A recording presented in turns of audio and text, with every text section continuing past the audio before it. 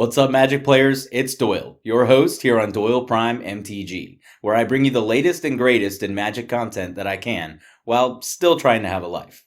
Today, I'd like to bring you a deck tech that was built by my friend Blake Halloran during our Playgroup's massive arms race. This quick, consistent combo contraption typically would spell the undoing of the entire table. I hope you're ready to meet Samut, voice of Dissent. Forests, islands, mountains, plains, and swamps. The multiverse is all that is, or ever was, or ever will be. There is a tingling in the spine, a faint sensation, as if a distant memory, of walking from plane to plane. Our lives have been forever changed, as if by magic. Embark with me on this journey to eternity. Experience the true power of mind over matter as we ignite your spark and traverse into the magic multiverse.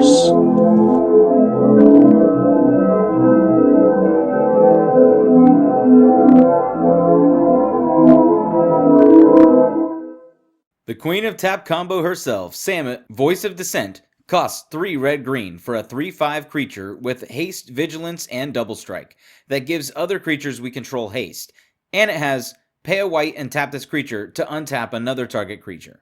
The key here is haste across the board. This lets us sneak unassuming pieces into play and slam a win on our turn out of nowhere. I have made a few changes to Blake's original build for consistency and redundancy, mostly because a couple of cards were out of our price range. I will include some budget swaps in the maybe board. Let's begin with our favorite gambit, Ramp, Ramp, Ramp. You may notice a slight elvish sub-theme, but our primary focus is still attempting to get Samut out on turn 3, so we can really explode from there. First off, we have quite a few 1 CMC mana dorks, with Avacyn's Pilgrim, Birds of Paradise, Elvish Mystic, Findhorn Elves, Llanowar Elves, and Jiraga Treespeaker. We will embellish the elf dork theme with Bloomtender, Paradise Druid, Seeker of Skybreak, and Argothian Elder. And some elf payoff ramp with Priest of Titania, Elvish Archdruid, and Wirewood Channeler. Even a few creatures that tap for multiple mana independently, with Canopy Tactician, Knotvine Mystic, Feyburrow Elder, and Shaman of the Forgotten Ways. Skyshroud Elf is a peculiar mana dork, but I find that it is extremely liberating to be able to filter any of our mana into red or white mana, while generating a green all on its own. This helps to take us from a green launch into whatever type of removal or finisher that we have in our hand. We will also include Cultivate and Kodama's Reach, because they ramp us and replace themselves with a basic land. These spells are fantastic to play on turn 2, right after we lay a 1 CMC dork. I have also included Elvish Reclaimer, Knight of the Reliquary, Gaia's Cradle, and Nykthos Shrine to Nyx as a explosiveness package, but 2 basics and a couple extra mana dorks can easily replace this. Now let's move into our draw section. We want to have a bit of steady card draw combined with a decent portion of burst draw. First up, we have 2 elves and a mage that will help us get there. Beast Whisperer will draw us cards when we cast creature spells. Selvala, Explorer Returned, will generate us mana and card draw, even if it does spread the card draw love a little bit. Magus of the Wheel brings the classic wheel effect to the lower budget range for an extra 2 mana. The body and the haste from Samut makes it worth the budget cut in my book. Toski, Bearer of Secrets, and Oran Frostfang have a lot to offer, each drawing us a card whenever one of our creatures deals combat damage to a player. Guardian Project and the Great Henge will each draw us cards when our non-token creatures enter a battlefield. Some sorcery speed burst draw will help us accelerate, with Harmonize to draw 3, Shamanic Revelation to draw equal to the number of creatures we control, and Return of the Wildspeaker and Rishkar's Expertise will draw us equal to the greatest power among creatures we control, each also offering a unique additional benefit. Slate of Ancestry will also offer some repeatable bursts of card draw, though be careful playing this around oppressive board wipe decks. We have to protect this awesome power board we have just created, so let us begin our control section with our personal protection. Mother of Runes and Giver of Runes each offer a unique on-board protection, often dissuading our opponents from even trying to use their removal spells on our pieces. Timberwatch Elf and Immaculate Magistrate can offer some sneaky tricks, playing around with power and toughness. Ashaya Soul of the Wild lets our creatures also be forest lands, protecting them from non-land permanent type removal. And Temur Sabertooth lets us play around with protection in a unique way, also allowing us to get additional end-of-the-battlefield effects if needed. We also have some tutors to force our game plan in a particular direction. Fauna Shaman lets us exchange creature cards for the ones we want. Yasan the Wanderer Bard tutors creatures from our library to the battlefield. And Heliod's Pilgrim enters the battlefield to tutor an aura to our hand. Uvenwald Tracker can tap and make 2 creatures fight each other. Intrepid Hero can tap to destroy a creature of power 4 or greater. Elvish Piper will help us to cheat on mana cost or even combo at instant speed by putting a creature from our hand directly into play. Glissa Sunseeker will tap to destroy an artifact with converted mana cost equal to the amount of mana in our mana pool. Heroic Invention will give our permanents hexproof and indestructible until end of turn. Aura Shards will destroy an artifact or enchantment each time any of our creatures enters the battlefield. Akroma's Will also gives our creatures indestructible with an additional mode that can be used as a overrun effect. I'll close this control section with my favorite board wipe, Winds of Abandon. Don't sleep on this card in Commander. Akin to Cyclonic Rift, I rarely lose a game in which I've cast this spell for its overload cost. Now we move into the heat of battle. Closing out the game is no easy task. These mix of cards will provide us with a slew of combos that share a number of pieces. With all this tapping going on, I've included Quest for Renewal and Seedborn Muse.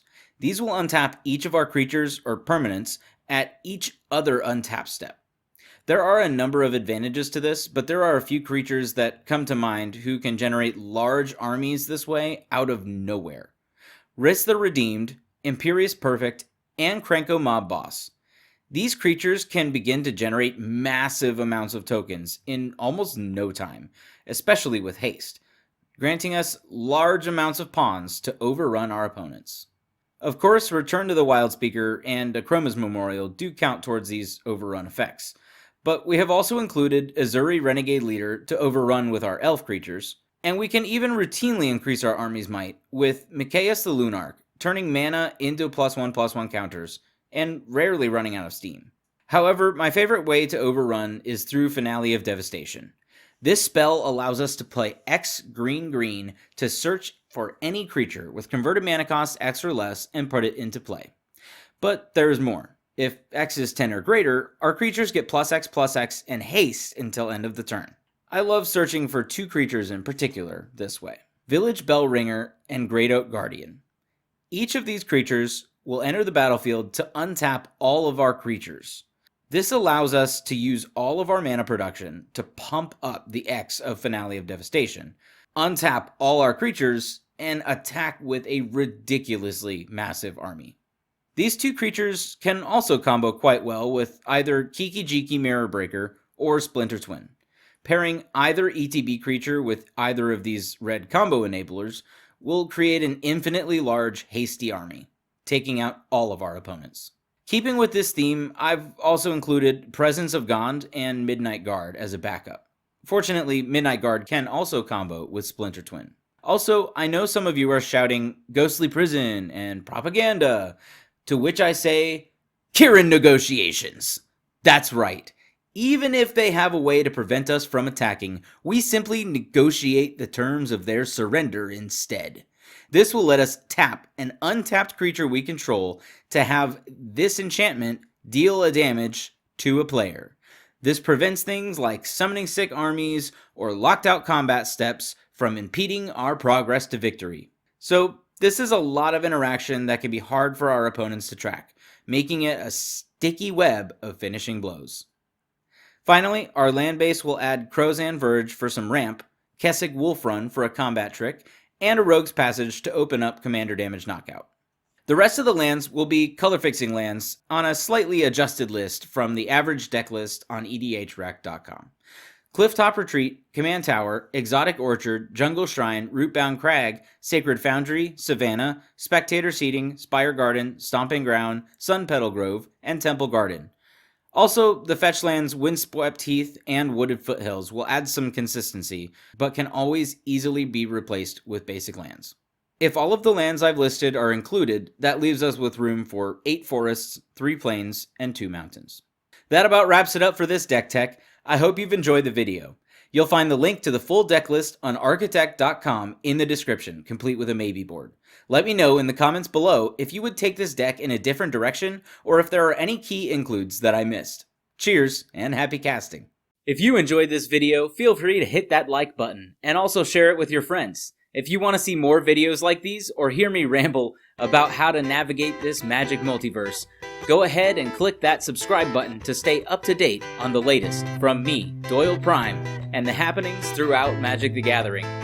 Thank y'all for watching, and I'll see you all next video.